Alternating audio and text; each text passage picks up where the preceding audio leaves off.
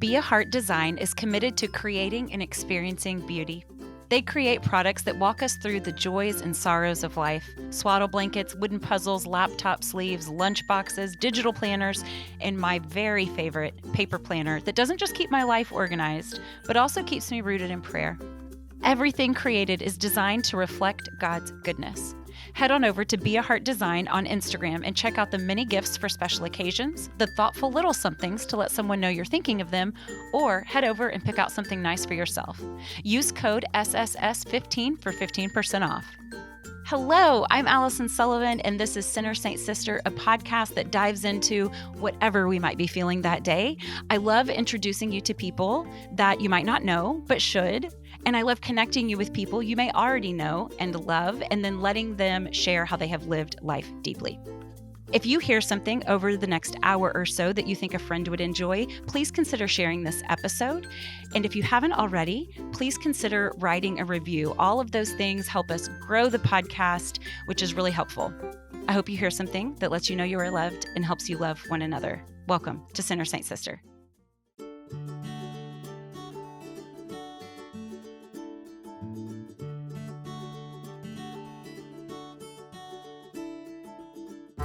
Never does it feel better to settle into the comfort and safety of family than times when it feels like everything else is falling apart. I mean, anyone else? Doesn't the world feel a little on fire lately? There's controversial stuff all around us. There's disease, there's tense racial relations, polarizing politics, scandalous religion, wildfires, terrorism, hate. We are living in a contentious time, and people's opinions about it are all around us. Social media has taken this to a whole new level. I mean, 15 years ago, people weren't yelling from their porches, "I disagree with you! Your facts are unfounded!" We weren't doing that. But with the help of social media, not only are we doing that, but people have lost all their context. Before, if somebody was yelling from their porch, there was context for that person. I mean, yeah, somebody might be being obnoxious, but it was Ed, your dad's friend from the softball league. But with the internet, people are being reduced to only their obnoxious comments. And then, because of that, we can all too easily put them in a box that gives us permission, I'm going to be frank, to hate them. Because we've made one opinion their whole being, a caricature, reduced to nothing but exaggerations, and we have so much more hate in the world because of it. And we know how Jesus feels about this. It is actually impossible to dodge how Jesus feels about the ways that we treat one another, because on his way to the cross, his very last prayer to the Father was that we would be one. Let them be one, Father, like you are in me and I am in you, because then the world will know that you sent me. And because of the weight of that, us being one, because it was his very last prayer, and because that's how the world will know, because of that, I know that I cannot believe in a Christ who simply confirms my preferences when it comes to people who annoy me or confuse me or enrage me. Because every single time I draw a line in the sand, Jesus is on the other side of it. So because of that, I have to abolish any distinction, discard any idea of other or them or those people. The box marked hate, I have to kick it down. We are all children of the same God, brothers, sisters, children. Jesus brought to us a new way to live right here, right now, not just one fine day, right now. Thy kingdom come, thy will be done on earth. Jesus is Lord, not was Lord, so thy kingdom come. And we say that, we sing that, we pray for that. We might even fast for that reality. But for it to have any meaning at all, we have to spend some time thinking about what heaven will be like. And then start living that now. If you're not driving, can I invite you to close your eyes for a second and take a deep breath and just consider, what is it that will be abolished in heaven? What is it that will be maintained in heaven? What is it that will be restored in heaven? Because Jesus is Lord, and we have a new way to live, and because we believe in thy kingdom come, we can just live it out now.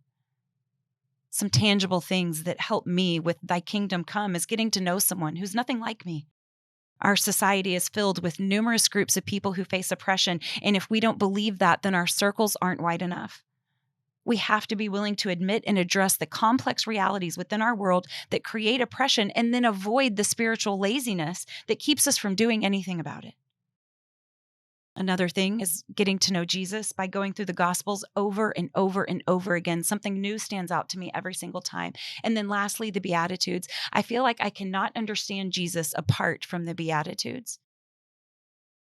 To close, I'd like to share a story from 2 Kings told by a storyteller I admire named Jonathan Martin. There were these two kings, and there was a bad king in Syria, and then there was a king in Israel. And the bad king in Syria, he kept trying to attack Israel, but Israel had a really good prophet named Elisha who would prophetically intercept these attacks, and he would warn the king of Israel. This happened multiple times. And so the bad king of Syria, he calls his people together and he says, "We've got a rat. Who is it? The king of Israel knows every plan that we're making." And so one of his men informs him. He says, "No, sir, it's the prophet Elisha. He can hear the things that you say in your bedroom chamber." And so the king is like, "Well, then seize him." And the army goes. They go and they surround Elisha. And Elisha's servant wakes up the next day and looks out the window and is like, "Prophet, we've got a problem. Look at all these guys." And Elisha says, "Do not be afraid. Do not be afraid." And he acknowledged that, yes, I see what you're seeing. And yes, it does look bad. You're right. It looks bad. But I know something you don't know. There's a bigger story here. And Elisha prays and he says, "Lord, open the eyes of my servant so that he might see." And the servant opened his eyes and he saw the whole landscape, not just a concentric little circle, but all of the hills filled with horses and chariots of fire. There are more of us. Do not be afraid. And then the Syrian army, they began to close in on Elisha. And so he prayed again and he prayed for God to make them blind. And the Lord did it. And so Elisha tells the blind guys, "Hey, this isn't where you want to be, but I'm going to take you somewhere, follow me." And so he takes them 12 miles into Samaria and he prays again. He says, "Lord, bring back their sight." And the Lord does. He opens their eyes. And so they open their eyes and they're not where they thought they were going to be. They're at the mercy of the guy who just prayed for them to have their sight removed and then given back. And the king of Israel is there. The king of Israel looks at Elisha and he says, "Can I kill him? Can I kill him now?" And you know what Elisha says? He says, "No, feed him." And my friend's preaching of this story that taught me a couple of things, that taught me that we have this worldly account, right? Nations, empires, states, parties, divided people, what have you. And with our worldly eyes, we deal with this division. We have these fleshly eyes, but there's another story. There's a bigger story. There are heavenly realms. Do we have eyes to see it? Do we? Because it's easy to miss. It's so easy to get caught up with the war that's right in front of our face. Do we have eyes to see? Listen, we could be discouraged by so much, but God's plan is still good for this world. It might look bad, and we might seem surrounded, but God has good news. And get this, it wasn't just good news for Israel, because God's saved the lives of the Israelites. He did that, but guess what? He saved the Syrians too. God took care of those people too. Why? Because good news isn't just for us. Good news can't be just good for me or people like me or the people who live by me or the people who believe like me or the people who agree with me, because real good news is for everybody. Jesus came to save the whole world, and we're blind without him. We are. But we can do this. We can stand in awkward in-between places like good prophets do. I don't know anyone who does this much better than Ross King, an old neighbor, an even much older mentor of mine, and a new friend. I am so excited for you to hear his perspectives. Our conversation took the scenic route, and I think that you'll enjoy being along for the ride. Everyone head over to saintandstone.com and at @saintandstone on Instagram and hit follow so you can be as tempted as I am on a daily basis to buy everything beautiful and shiny you see. Catholic jewelry, necklaces, earrings, bracelets, miraculous medals, crucifix pendants, and so many meaningful Christmas presents for loved ones or for yourself. Created with high-quality materials, this jewelry is modern but meaningful, and all of it is designed to inspire you with style and grace. Head on over and find something you love. Ross King! Hello. I am so excited that you are on Sinner Saint Sister. Okay, so my most recent experience with you was this. Well, in person, okay? And it was this. I had just moved into an old house, and my family, we had just moved into a new neighborhood, and I met a lovely, beautiful woman in the park, dripping with children as I was. And somehow I ended up standing in her living room. Those details I cannot recall, but I was standing in her living room. I don't know, but the next thing I know, you are standing in front of me. Now, I cannot say I was in your living room. Yes. Right. That lovely woman in the park was your beautiful wife.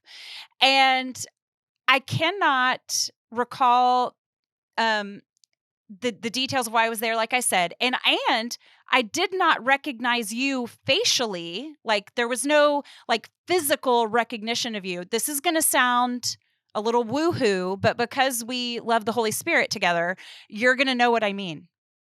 There was something about how I felt in your living room that I recognized. Wow. Okay. All right.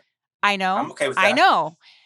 Okay. Now, you were in this moment, you were not rude by any means at all. In fact, you were very warm, which is why I recognized the vibe, but you were not like slapping me on the back, like welcoming me into your home. You were kind of like, who's this person? Like, hi, I'm whatever. And then when you said your name, I'm Ross, it clicked, and I went, all of the recognition fell into place. And I remembered you as a student at A&M from you leading Breakaway.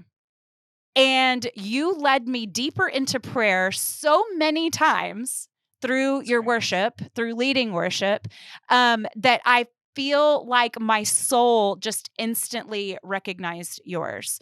And I'm standing there with your wife, and I'm starting to put pieces together. And then I recognize hers, and I'm like, and you sang too. Now, I want to be clear with you that when I was in Breakaway, I was never face to face with you. I don't know that if you would have put 10 people and said, pick out Ross King in a lineup, that I would have been able to do that. Right. I am telling you that I recognized our beings. And so many times, like sitting in Breakaway, being led so deeply into prayer, I'm a little bit of an introvert as it is, but I could never, people used Breakaway as this big social experience, and so they would leave the sanctuary and then everyone would mingle in the lobby. But I had been so led deep into prayer that I could never transition fast enough. And so I would just beeline out to my car because I just needed a minute. And so then you promptly moved. Like, I wanted to do like cheerleading jumps in your living room because I, realized that I'm living a couple of doors down from Ross King. And then you promptly moved. And so I had to just follow your family on social media. So you were on our street, right? Yes. Okay. Yes. I remember this now. And I'm like, yes. Okay. So here's my confession. Okay. I am not good at being surprised socially. Like I have a history of meeting like I'm going to say the word fan, but only because I have a few, not because that's a thing I do, but where I'd meet someone back in Breakaway days, I would meet someone who knew who I was. And if I was standing in line doing something, engaged in something else, I nearly always blew it and was not as nice as I should have been. Not like rude, just like kind of maybe distant or sort of passively cold. I wasn't like mean. I'm a nice guy, but I just am not super good at being like surprised in a social situation. So I probably wasn't as like warm with you as I would be now. And also I remember vaguely that Stacy said something like, yeah, this girl lives down the street from us. This woman lives down the street from us. And weren't you already doing some of this stuff then, the podcast and that kind of stuff then?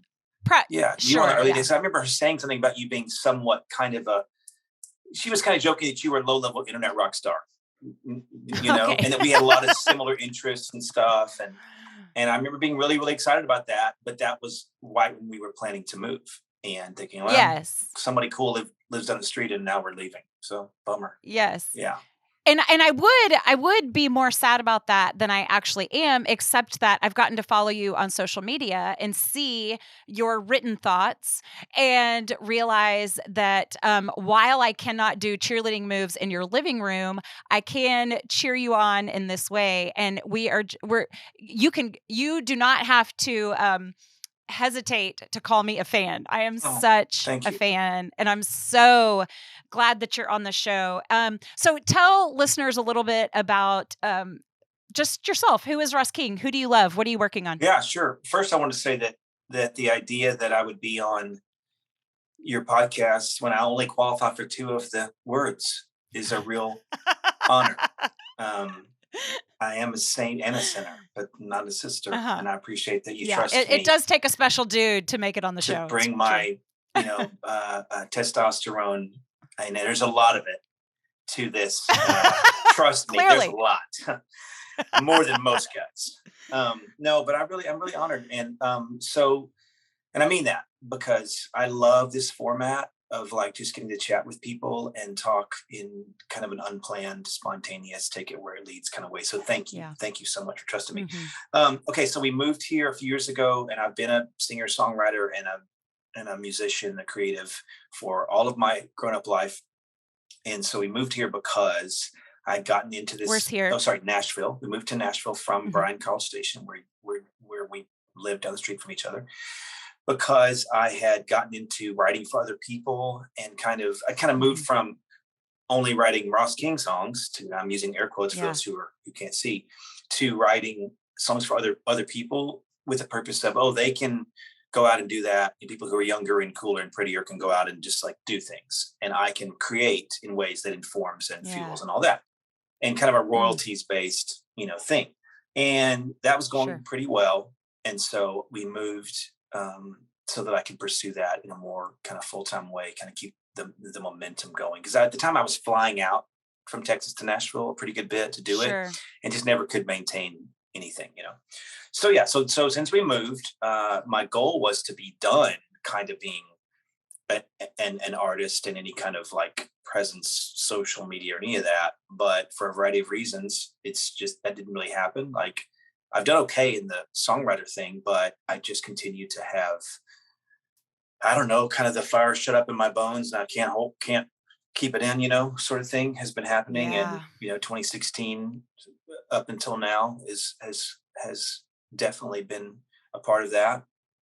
And so I just kept making music for myself and trying to speak out in whatever way that the Lord wants me to be doing that, and hopefully be careful and responsible as I do that. So I am doing a bunch of things. I write for other people in the kind of what's called CCM, contemporary Christian music space, which is not a space that I love artistically, but it's a space that I feel called to. And then I write other kinds of music too, what's called sync music, which is like short for synchronization, which just means I write for ads, advertising, film, and television, that kind of stuff. And I write for I write kids music, I write, all kinds of stuff. So, and then I do my artist thing has stayed and has even kind of in some ways, as I'm getting older and thinking I'd be done, it's kind of gained some momentum, which has been a surprise, and I haven't quite known what to do with that. And of course I'm grateful, but I'm also like, hey, I was kind of ready to sit at home with my kids and not do this. So that's all that's going on. And I do some stuff like songwriting coaching and, just creative stuff where I can kind of pay it forward and help other people to achieve their creative best. I got a bunch of irons in the fire. Well, we love your music. It's always on in our car. And I texted you this. I guess it was Facebook Messenger, but I needed you to know this, that it was just one of those quiet afternoons. So much of my job as a mom is being their taxi. There's that meme going around that's like, my kids are living their best life and I'm their ride. And so we're in the car we're in the car so much. And my daughter and I were listening to you, and we were just both kind of staring out of our respective windows. It was a peaceful moment. And she just very wistfully said, Mom, I can tell that man loves Jesus so much. Oh, wow. And isn't that beautiful? That's amazing. It's so beautiful. It was the best compliment. And when she said it, I gasped. I was like, and she thought she had said something wrong. She was like, what? And I was like, I would just love for someone to listen to something I create and say that. Wow. There's just no higher compliment. And so I just feel like you do things a little differently, Ross. And I just feel like you go about creating differently. And sometimes maybe it's taking on new topics or blazing new trails. And sometimes it's refusing to move on. Right. Like, no, we're going to sit right here. And you said something briefly just a second ago that, contemporary Christian music isn't necessarily your very favorite thing. Maybe it leaves a few things to be desired. And internally, I chuckled at that because sometimes Christian art can really suck. Oh, yeah. But I wonder how much of why you might think that is, I feel like through your art, you tell an entire story. Mm-hmm. You tell the whole thing. And so much of Christian art, it just rarely reflects the complexity of our actual experiences. And so it's no wonder to me that you stand out to me. Will you tell us a little bit more about how Christian music can maybe sometimes fall on its face? Sure. So, and I be respectful because this is also kind of my job, but I don't say it as a way of like saying I'm going to be afraid of it. I just mean, I don't want to like be mean to my peers, but I just think, all entertainment has markets and has target audiences and has trends that they as an industry maybe say, well, this is what's working and this is what isn't. And somehow at some point, these, I'm going to call it CCM, the CCM world at some point convinced themselves that their market was soccer moms between a certain age, maybe like 29 to 50 or something. And that those people, that demographic wanted to be only encouraged all the time. And wanted a kind of music that could play in their Suburbans and vans and not have to like worry that it's going to talk about hooking up or sex or something. Right. And so CCM became more targeted toward that idea than it did toward here's what Jesus says, or here's what the Bible talks about, or here's what the Christian experience is. That's fascinating. Yeah. And I can't tell you how that happened, but I know it happened. And so, you have this thing where it's prescriptive, right? It's like this really like this, what we need to know is what an audience expects to hear. So here's how lost we were without it, and here's how we're celebrating that we have it. Period. The end. Yeah. What I've said 100 times probably to explain this to people is this, and I know you're Catholic, so this may not be the way it is in Catholic Church, but in evangelical church, it goes like this: your pastor says something kind of edgy, and in the sermon, and someone comes up to him or her after that and says, "Hey, you said something kind of edgy, and look, I'm not offended, but somebody here probably is." Okay. Mm-hmm. That is the spirit of CCM. Okay. That's the idea is I'm not offended, but I'm really concerned that someone else is. And so you content creator, I'm going to tell you, I'm going to warn you, we are pretty sure that down the chain somewhere, somebody is going to be bothered by this. So let's change it. And so the great mystery is, where is that person that's really offended? We're not totally sure we know where they are or who they are. But as you and I both know from social media, they will rear their head at some point with almost zero cost to themselves. They can complain about something and tell you that they hate it. But that scares us being the CCM world, because we're like, oh, what if that represents a large, sort of pile of people who are hurt by this or wounded by this or offended by this or whatever. So that's a lot of what I think drives it.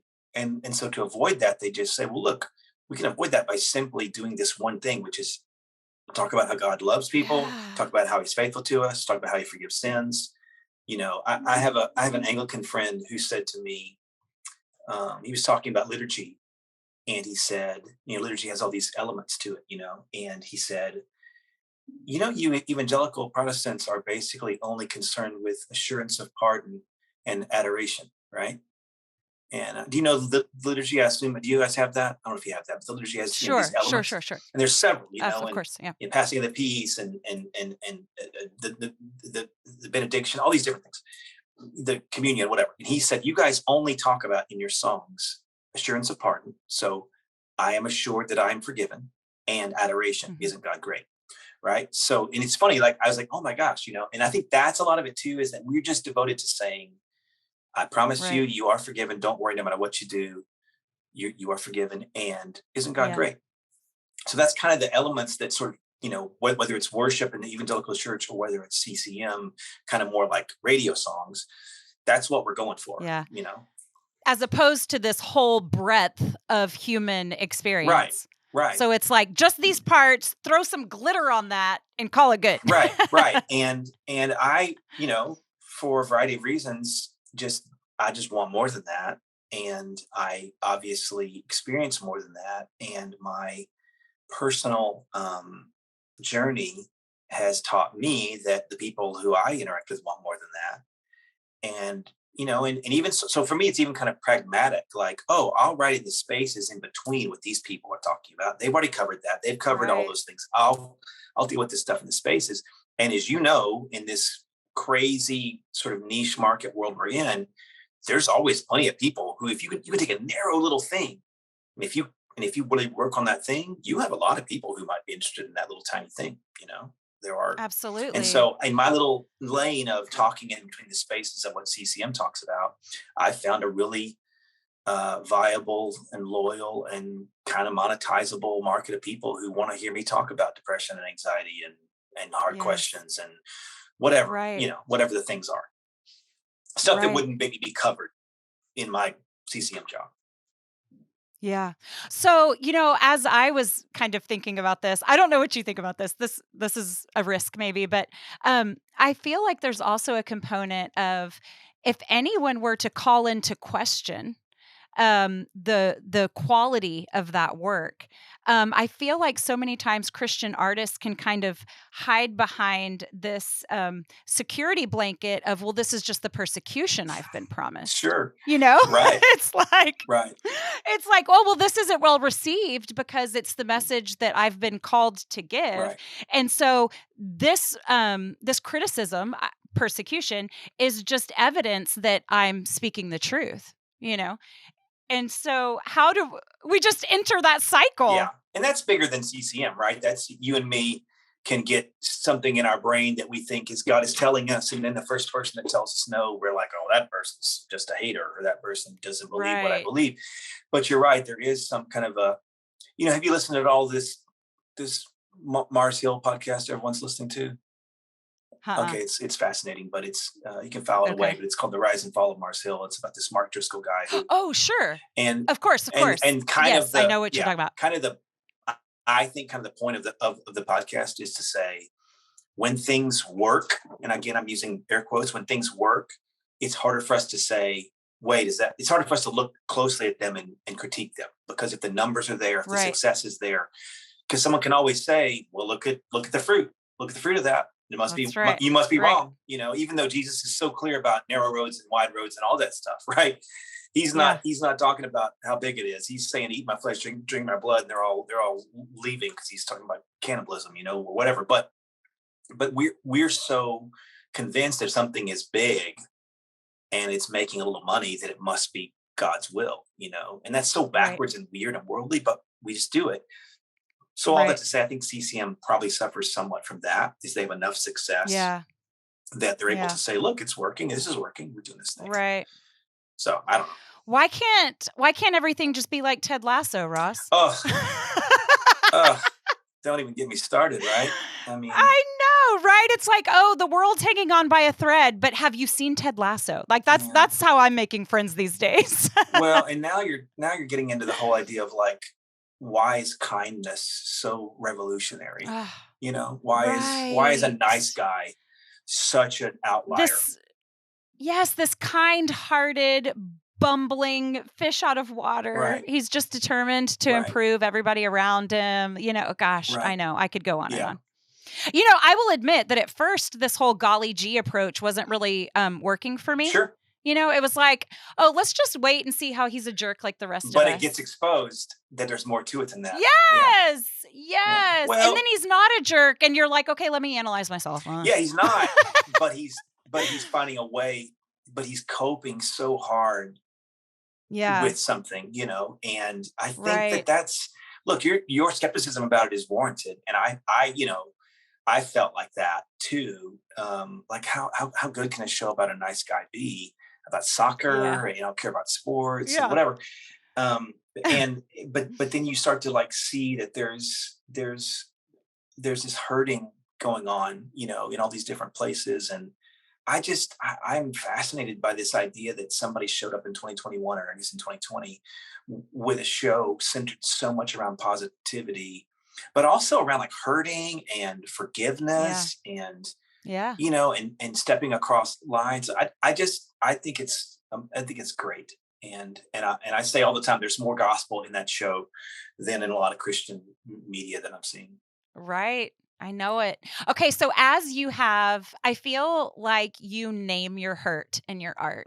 I feel like so often we can just kind of talk about it ideally or obscurely, or we veil it too much that it feels evasive. Yeah. And you are so specific about your struggles in your art. Will you tell us a little bit about just being emotionally risky in doing that? Sure. And the response? Yeah. So let me start by saying that something interesting about courage, that I really believe about courage, is that courage is one of those things that it's something we say about people, when often what's really happening in that person is that they're doing something that's easy for them, that wouldn't be easy for other people, that looks courageous to everyone else. And that's a gift from the Lord. Like God is gifting us with, I'll make this one person good at going to Africa and blah, blah, blah. And I'm not saying it's not hard for them, but it's easier for them than it would be for the person who's very afraid.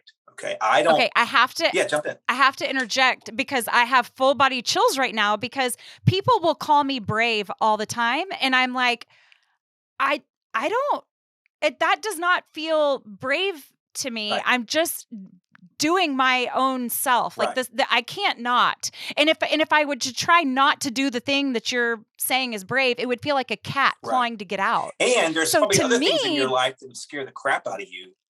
Oh my someone gosh, else would say, well, that's no big deal. Yes. Right. I love that so much. Okay, go ahead. No, it's fine. You're exactly right. And I say that not because I want to get out in front of being complimented. I appreciate any sort of compliments, but I also want to be clear that a long series of mentors and church experiences and friendships and ups and downs in my life taught me, without even knowing it, to be vulnerable and transparent in some ways. And so when I am like that, I occasionally feel a little false to take compliments for it, from a fan or something, because I'll think, you don't realize this wasn't that difficult for me. Right. So thanks, and there's other things, like I said, that would scare me terribly. But I think part of it is just this, like there's so much going on here, and you don't have time for this on your podcast, but one element is a callback to what you said about Christian art. And maybe 3 or 4 days ago, this is really current, I had my first in years moment of, wait, does God exist? I don't really have atheism struggles ever. I have like a bunch of other struggles, but I don't ever stop. I kind of think I'm ruined for it. It's like Donald Miller in one of his books said something like, someday a scientist is going to prove God isn't real. But it's too late for me. That's kind of me, right? I don't, the science doesn't matter to me anymore. I'm just in, right? But I had a moment of real doubt real quickly, because I was talking to a pastor friend of mine, and he was sending me these songs by this artist, Ben Folds, who's really, really great. And Ben Folds is an atheist and all that. And my friend said, and he's a pastor, and he said, Ben is my atheist therapist. And I was laughing, at that sort of wording, but it made me think for a second, wait. Why do all the atheists and the not Jesus following people make all the art that I resonate with? why does Ted Lasso have so much gospel in it that I'm seeing versus some cheesy whatever? Right. And I know there's Christian art that's being made that's better than that. You and I talked off the recording about about The Chosen and how everyone's raving about how good that is. And I believe it. And I've seen Christian made art that's wonderful, just so we're clear. Yeah. But all that to say, when I think about that, I think, if I have a way to speak to stuff that would help someone like who I was in that moment a few days ago, I want to do that. So if I can say something that other Christians aren't saying, not to be different, not to be odd, not to just, fill in my niche, but because it's not being said maybe as much, I'm going to do it. And I feel a very strong calling to that. I've done 4 Kickstarter crowdfunding type things, which you're not supposed to be doing 4. You're supposed to do 1 or 2. And then for some reason I just keep doing them, but it's because my fans do it. My fans are fine with it. Yeah. And the last one raised like $26,000 or something. It was so much money and I couldn't believe it. And I laid awake one night, a few nights after I got that money. And I just thought, wait, I just got paid $26,000 by people who want to support me. Am I just going to write Jesus songs or am I going to do something with this? And I just felt this burdened, with just some, like Loki, a glorious purpose, I'm burdened to like say something important. And that was part of my being more political on Facebook and stuff and speaking out more about race and things, but also as part of me saying, I'm going to talk about stuff that makes me uncomfortable to talk about, that may bite me later on, that'll make me open to people being like, well, there he goes again with his, I've said things in songs that someone could come to me and say, well, of course you'd say that because you're always depressed or you're super triggered about race or what is that? That's a nerve. I get nervous about that stuff, but I don't know another way because on a pragmatic level, I'm not that good at just writing a vanilla song about God. I'm just not that good at it. Yeah. Like Chris Tallman's awesome at it, and that's not a shot at him. He's really good at that. And I think that's necessary and good for the world and good for the kingdom. I'm not so good at that. I'm good at saying, hey, let's talk about how people on the internet create villains and try to be heroes and whatever. I'm good at talking about how the gospel kind of impacts racial history. And that's where I'm going to speak, or good at talking about depression and anxiety and other mental health issues in relation to the kingdom of Jesus. That's something I can do. So I do it, and it's not always so brave as much as it's like, well, this is what I can do. And I know people want to hear it and need it. And I need it, and it helps me to say it. It's therapeutic to say it. So does that make sense? I know it's a lot, but that's. Yeah, no, it's great. And I feel like anytime you go into these vulnerable spaces, you're telling people how they can celebrate you or hurt you or ignore you. Wow, that's really good. No, you're right. No, you're right. And so there's a whole lot of risk in. I mean, that's why it's vulnerable. You're showing people where it hurts. But you and I both. I'm sorry, I didn't mean to interrupt you. This is awesome. This is so good what you're talking about, because you and I both know that people that would not celebrate you, you don't want in your life. Yeah. And I don't mean like it's a dismissive, like screw them, they're all dumb. I'm saying anyone who takes my vulnerability and uses it against me, I wasn't looking for their partnership, for their engagement anyway. I hope to change them, and I hope that just like me, that God's redeeming and changing me. I hope that they're getting changed and redeemed by that. But what I love about this conversation we're having about vulnerability and courage is that it's a reminder. You and I like each other because of that. We don't know each other really, right? But I'm drawn to you, and you're drawn because of that. Absolutely, not because I like. Yeah. Honestly, maybe before this moment, you would only pick me out of that lineup because you see my face on the internet, and I'm the same way. We have not been in the same airspace hardly at all in our lives. But I like you because you do the thing we're talking about, and I'm drawn to that. Right. And the people that aren't drawn to that, they're like weirded out by Allison or weirded out by Ross. I don't hate them, but I'm not going to work hard to get them. Right. Yeah. But anytime, what do you think about this? Anytime you're out in front, because we're all out in front in some area of our lives, right? So anytime you're out in front, there's an element of loneliness. And so how have you, as your fans kind of attached to certain messages or distance themselves from others, Right. I would imagine your stuff about mental health might go over really easily, whereas your things about race or politics might not. How are you handling that certain level of loneliness? Not well. I mean, I want to be liked just like everybody else, right? I mean, I think that the dark part of our hearts in those moments is to either want to quit on it because of that. And I've had plenty of that. I mean, I had COVID way back in January, and I got real sick, like not hospitalized, but I had 2 weeks of like, I'm in the basement of our house right now. And there's a little mother-in-law quarters where my mom lived for a little while. And I was in there for 2 weeks just by myself, coming up every once in a while to eat or whatever, And I laid in that and got super depressed and would think things like, while I had COVID, you shouldn't be thinking about the meaning of your life while you have COVID. But I had it, and I was like, I've been opening my mouth about how I feel about, the president and how I feel about this or that. And I'm going to lose my career in Christian music because these people are mostly far right and I'm kind of in the middle and whatever. So that's happened where I thought, Ross, just shut up, just stop talking. This is not worth it. And I've had moments where I do the other thing where I'm like martyr myself, like nobody gets me, and that's just like a thing that we do, and I don't know how to get around that.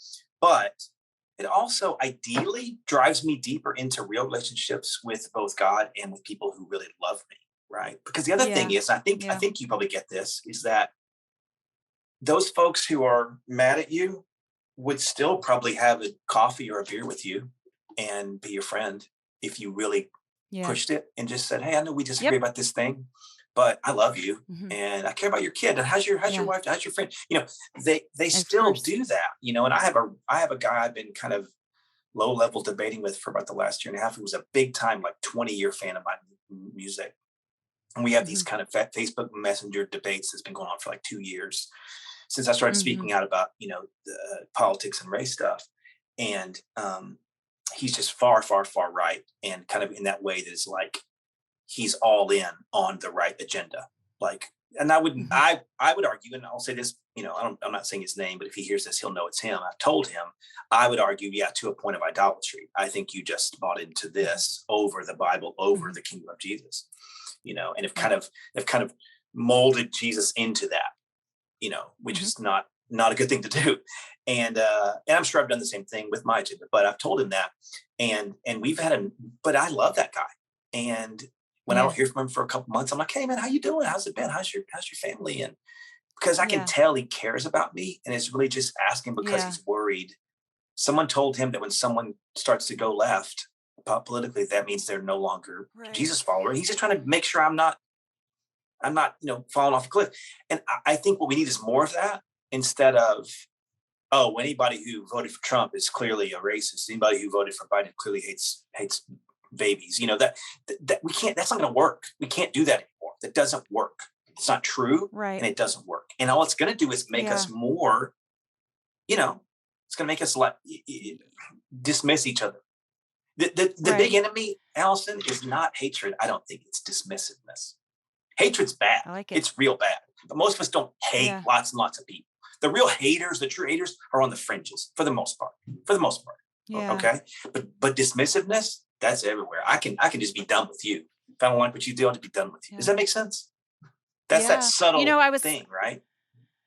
I was having a conversation with a dear, dear friend who's struggling in her marriage right now. And as I was listening, I felt that level of dismissiveness. Right. There was an indifference there that felt really scary to me. Right. And it made me thankful, because I've been so mad at my husband, I can't even see straight. I've been hurt by him that has, had me cry myself to sleep. I've hurt him in ways that have made him feel like he's alone in the world. We've done all these awful things to each other, but I've never not been in love. Right. Ever. Right. And so it's like there's that I do feel that it's that indifference, it's that apathy that is, the most dangerous. And not to be too personal, thing. But have you ever been depressed? Yes. All right. So here's the thing. It's been a recent struggle, actually. The COVID has done a number on me. I don't want to put you on the couch, but I would say that for me, a kind of dismissiveness permeated my depression more than a deep sadness, deep anger. Was the phone would ring and I would look at it and say, that person's got problems. I don't want to deal with that person's problems.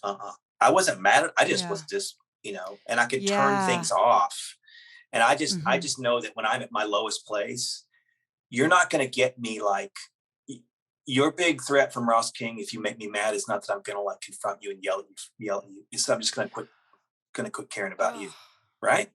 That's ugly. That's gross. Yes. And I just don't want to, I don't want to be that way. It's so hurtful. Right. Yeah. Because I think most of Jesus's like big moments were unplanned, and they were like interruptions to his life. Moments when a dismissiveness would have been one of my choices, probably my favorite choice. Hey, I'm on the way to bringing this girl. This guy showed up at my house, and or wherever I was staying. He didn't have a house, I guess, but he showed up in my presence, and he's a religious leader, and he says his daughter's really sick, and it's kind of cool he's a religious leader because those guys don't really like me. So I'm going to go help his daughter. I don't have time to fix you, bleeding woman who's bleeding and and can't stop. He could have dismissed her. That's right. But I just think like instead that those moments of like openness to interruptions, because that's really what we're dealing with here in our lives, right? It's just a lot of people interrupting my flow of my day, right?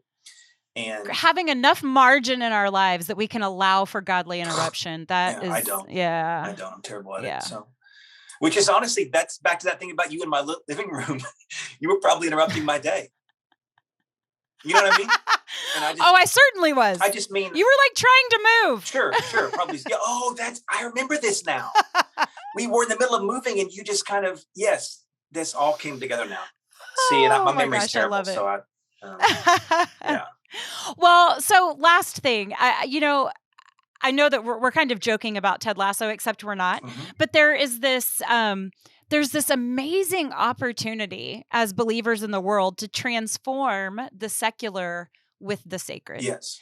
And so likewise, I feel like anytime a lot of my ideas around politics or just how we should engage as Christians in the world come from Brian Zond. He wrote a book that was transformative for me, How Beauty Will Save the World. And I feel like we've become so entrenched in what is true and is good that we have kind of glossed over what is beautiful. And so when truth and goodness, we might not be able to convince with those things, but there's something about beauty that can allure people to goodness and to truth. Wow. And so it crosses lines that we aren't normally able to cross. And it's hard to quantify it too. Right. Can't and so as Christians, exactly. And so as Christians in this world, that are so steeped in truth and goodness and have passed over beauty, what are ways that, because I feel like you do it so well. Thank you. I feel like you are really, really good at this. I mean, I watch the way that you engage with people that disagree with you. I watch how you go to love first. And I just, because we share some of the same convictions, I know how you might be reading what this person said. Right. But I also know how you're actually responding. So how much time is there for you between instincts and truth and goodness and making a decision to have a beautiful response? What's your process there? Because you're really, really good at it. Well, that means a lot to me. I really worked hard. Like you just noticed something that I want people to notice. So thank you.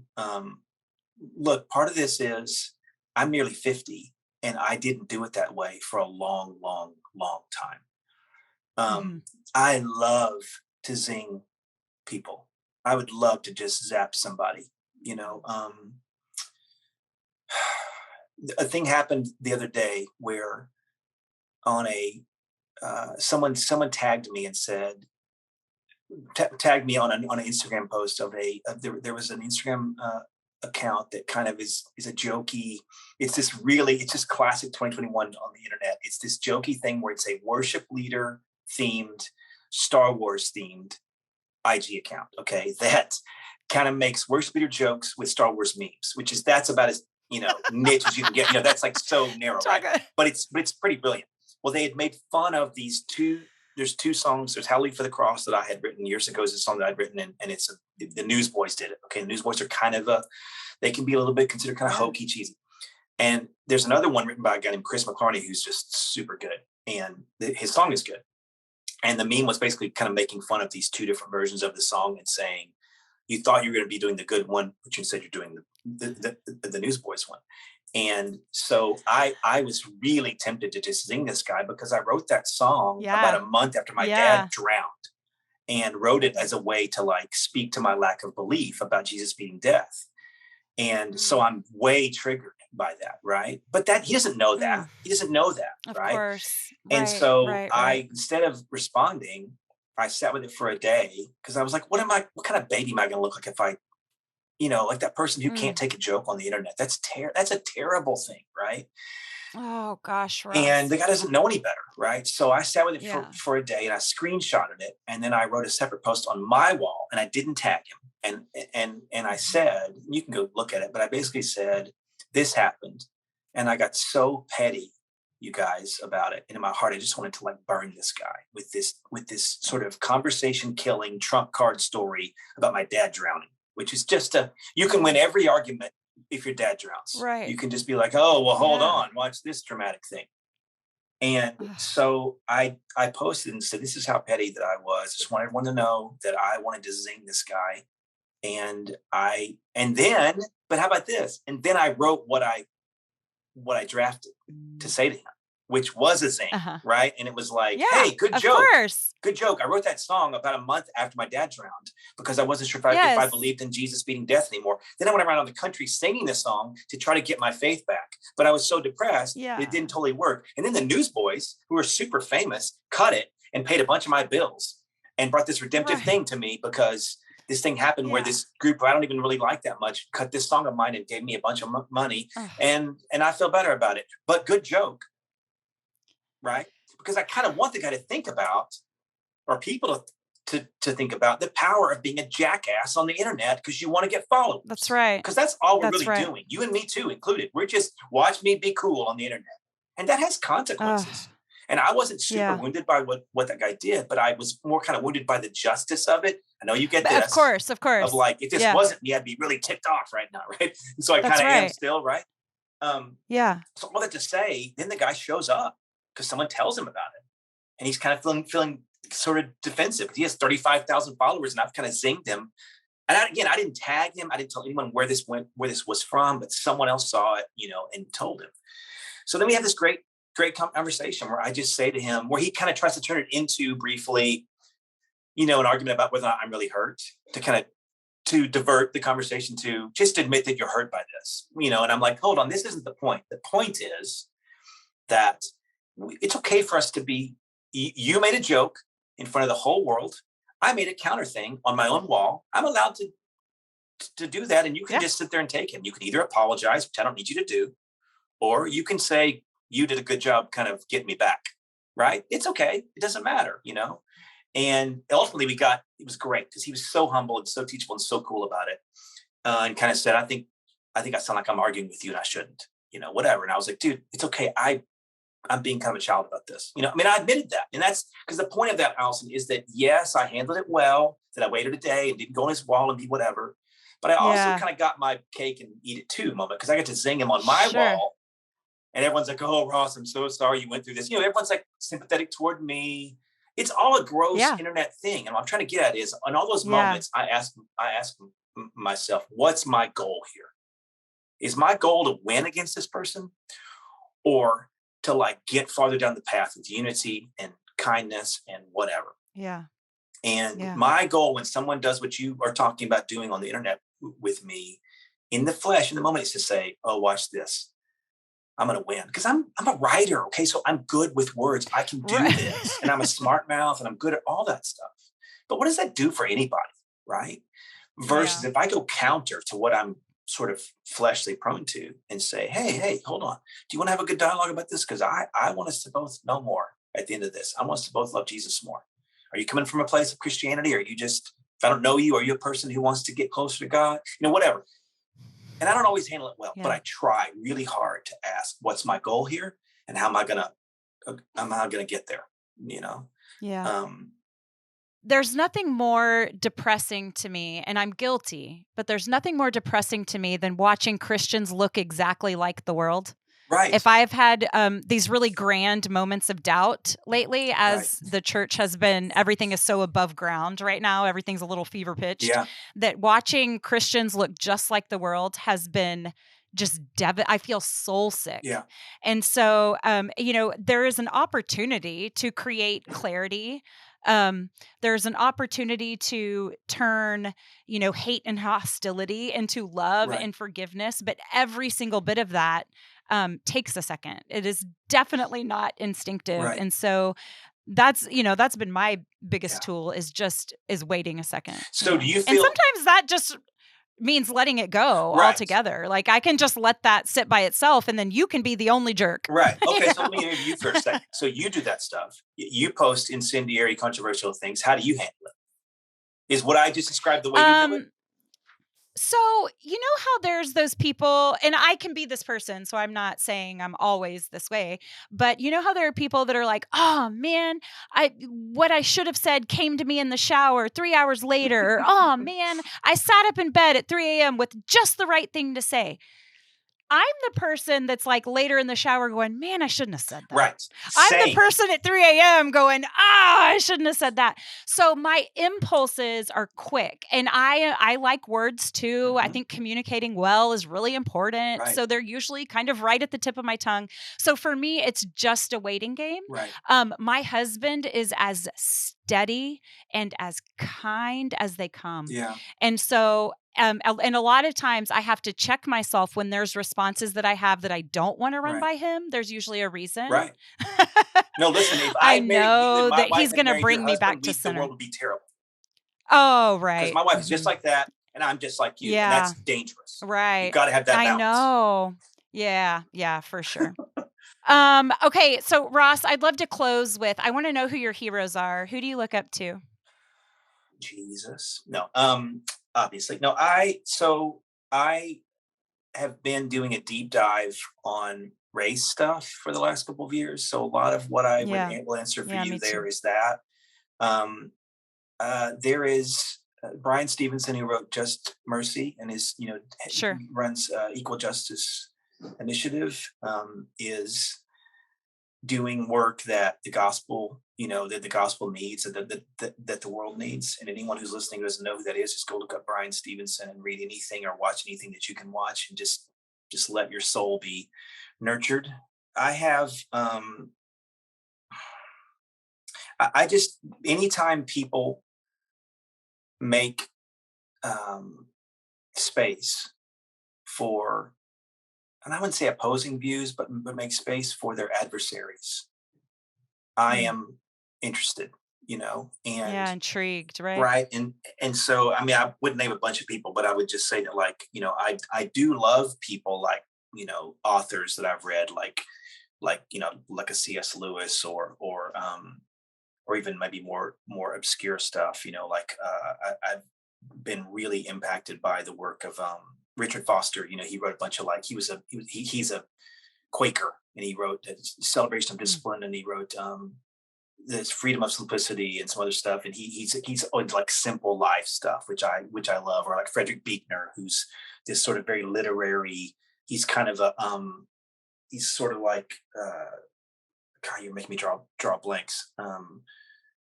Who's the guy that is always writing like the agrarian? God, you have to edit this out because it's so bad. But anyway, I like books that tell the story of the gospel with a lot of art. And Frederick Buechner does this really well. Richard Rohr does it really well.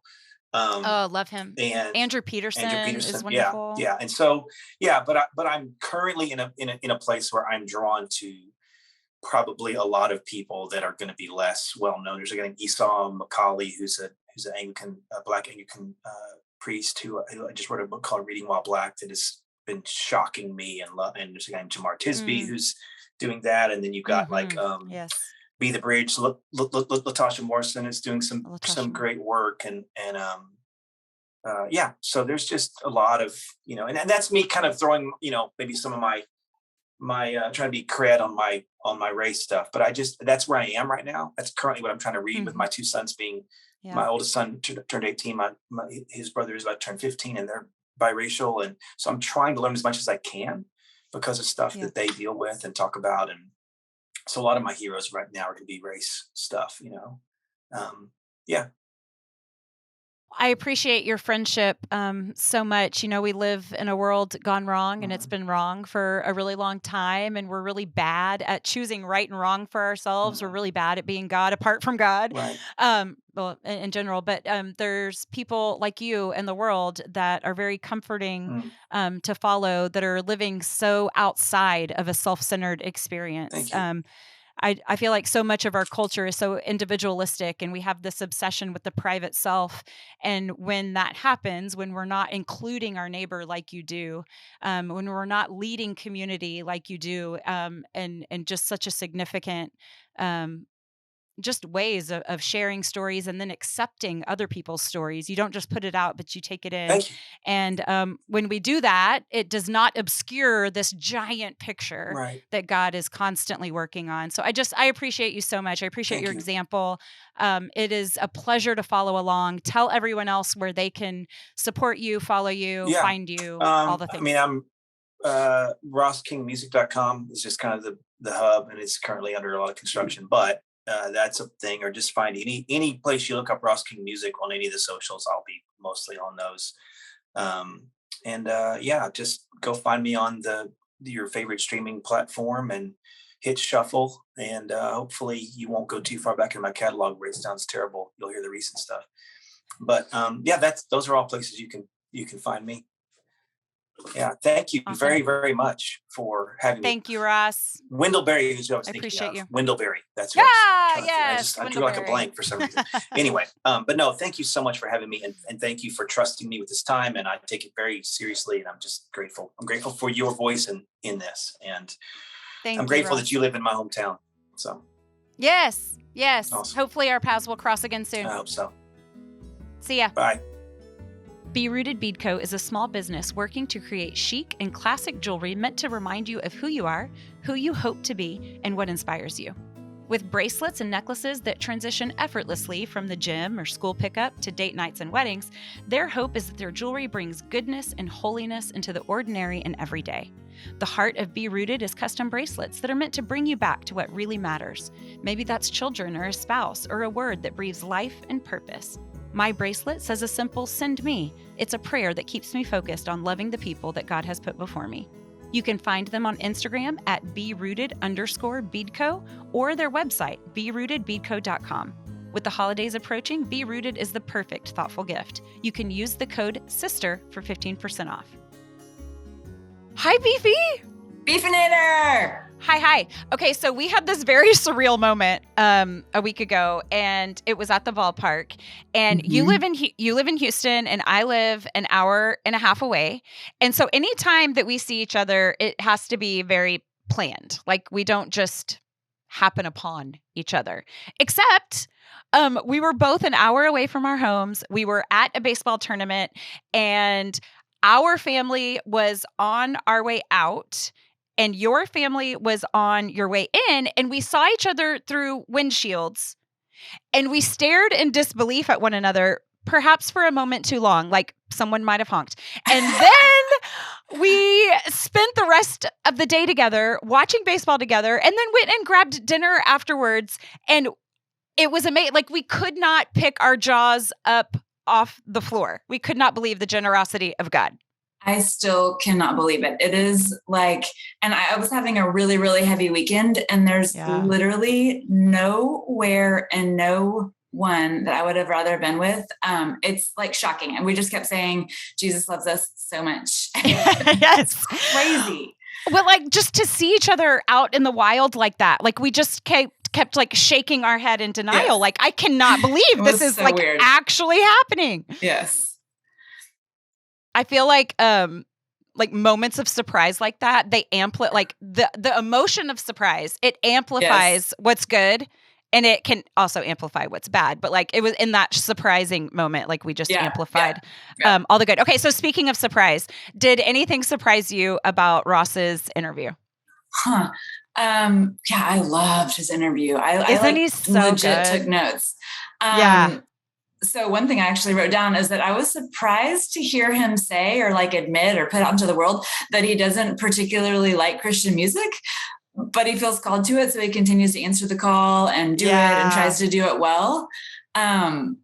That was just like, it definitely gave me pause. And I guess it's because, just in our comfort culture, I think it's important for us to be reminded that this life is not about our comfort and our preferences, but they're about his. And he's clearly so obediently doing that and talking about it. I think one of my favorite things about Ross is that, he's a church boy, like he's very well-versed in Christianese, but he's also really well-versed with the world. And he can hear when something isn't going to translate. And so I feel like a lot of times, like the reason that Christian art can like fall on its face a little bit is that it lacks a vulnerability that isn't perfectly managed all the time. And Ross, we didn't get into this too much in the interview, which is why I just need to have him back. But like Ross really writes about his own struggles in such a way that it becomes really important to share with others. It's like other people need to hear this that aren't like so insular, that aren't like, this will apply to every single person. And so I just feel like the way that he story tells his life, it's really without an agenda besides just telling the truth and finding God in it. Speaking of agendalessness, I love the way that he spoke about his adversaries. I feel like I'm getting this message from all different angles and different places these days. Like there are adversaries in the world. There are people every day that we interact with that feel like adversaries, and they're not to be ignored. They're not to be avoided. Our pastor delivered a powerful message about community this weekend. And one thing that she focused on is that we're called to be a part of and love our community. But our community isn't just the people who act and think and look like us, right? And so she really focused on the adversary part of it and reminded us that our community is full of people that we disagree with and just straight up may not even like, but they're our community and we are called to love them and engage with them regardless, right? Not about our comfort, but about our call. Bummer, right? I feel like Ross does such a great job. I feel like we get so outcome based that it's like we want to enforce good rather than just be good. And Ross does such a good job of just demonstrating this really authentic Christian alternative by just being good himself. And so he always takes me right back to basics in that way. Okay, good talk, Beef. See you later. Maybe at the ballpark.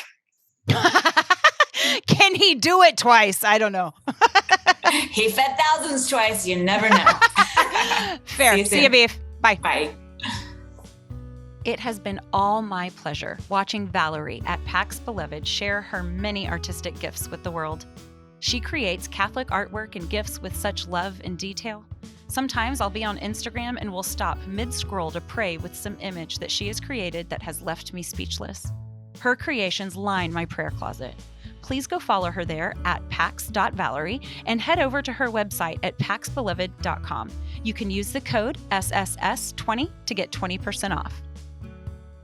Thank you, friends, for tuning in. Catch us next week. Please subscribe so that you don't miss a thing, and consider heading over to patreon.com/Allison Sullivan to help support the show. You help us grow. And for a little fun, you can head over to Sullivan Family TikTok. Today's show was a production of Allison Sullivan in conjunction with the Forte Catholic Podcast Network. For more great Catholic podcasts, head on over to fortecatholic.com/podcasts or wherever you listen to podcasts.